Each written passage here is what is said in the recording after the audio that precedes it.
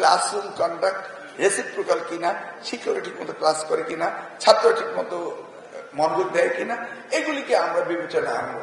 সেই সাথে পরীক্ষা হলে সিসি ক্যামেরা থাকবে এবং আমাদের একটু দুশ্চিন্তা কমে গেল। কারণ আমাদের তো সেই আগের দিন নেই যে হঠাৎ করে হেলিকপ্টার নিয়ে হাজির হতে হবে, নাকি? সেদিন তো আর নেই। আমি ঘরে বসে যদি পৃথিবী দেখতে পারি, ঘরে বসে আমি ক্লাসরুম দেখতে পারবো না কেন? আমার এখন মনে প্রশ্ন হয়েছে, খাগড়াছড়ির প্রত্যন্ত অঞ্চলের একটা ক্লাসরুম আমি দেখতে চাই, আমাকে সেখানে যেতে হবে কেন? আমার তো এখন অ্যাডভান্টেজ রয়েছে, নাকি? সোশ্যাল মিডিয়া তো সিসি ক্যামেরা, আমিও অ্যাডভান্টেজ নেব। আর অপরদিকে তারাও আর এই ব্যাপারে কেউ কোন রকম কাজ করতে পারবে না। দেখুন কি হতো, 30 মিনিটে পদ্ধতি পরীক্ষা কি হলো? হ্যাঁ, 30 মিনিটে এমসিকিউ পদ্ধতি। ঢাকা শহরের নামি দামি স্কুলগুলো, আমি গ্রাম গ্রামান্তরে বলছি না, তারা 10 মিনিট যায়, 15 মিনিট যায়, 20 মিনিট যায়। ঢাকা শহরে অত্যন্ত নামি দামি স্কুলগুলো আমরা তো দেখে আসছি।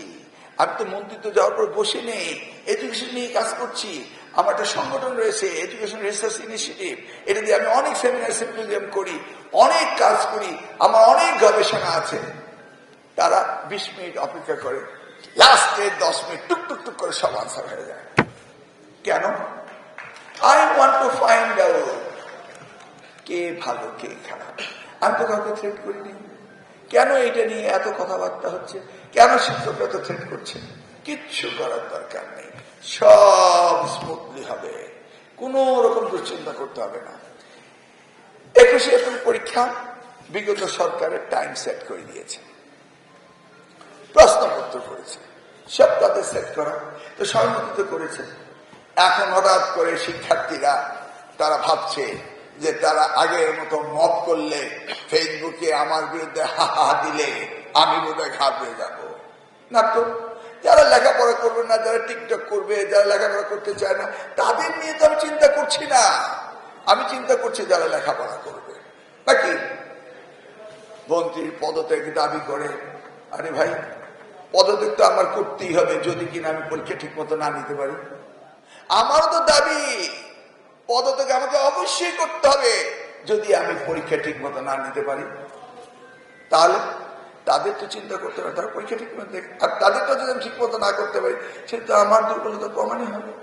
এই যে পলিটি ইউনিভার্সিটি গেলাম, সেখানে গিয়ে যে অবস্থা দেখলাম, এইভাবে যদি টেকনিক্যাল এডুকেশন চলতে থাকে, কারণ মাননীয় প্রধানমন্ত্রী তিনি টেকনিক্যাল এডুকেশনের সবচেয়ে বেশি প্রাধান্য দিচ্ছেন, আর টেকনিক্যাল এডুকেশন যদি এইভাবে পড়তেই থাকে, ওরাও ফেল, আমিও ফেল।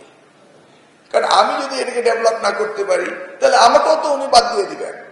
কারণ এবারকার প্রধানমন্ত্রী তিনি শহীদ রাষ্ট্রপতি জিয়া রহমানের ছেলে, তিনি বেগম খালেদা জিয়ার ছেলে। তিনি জানেন এই রাষ্ট্র গঠন করতে হলে কি করতে হবে, এবং তিনি করে ছাড়বেন ইনশাআল্লাহ। আর আমরা যদি সহযোগিতা না করি, আমাদেরও পাস ফেল রয়েছে। অতএব আমরাও এবার ছাড়বো না, শিক্ষা ব্যবস্থা পরিবর্তন করেই ছাড়বো।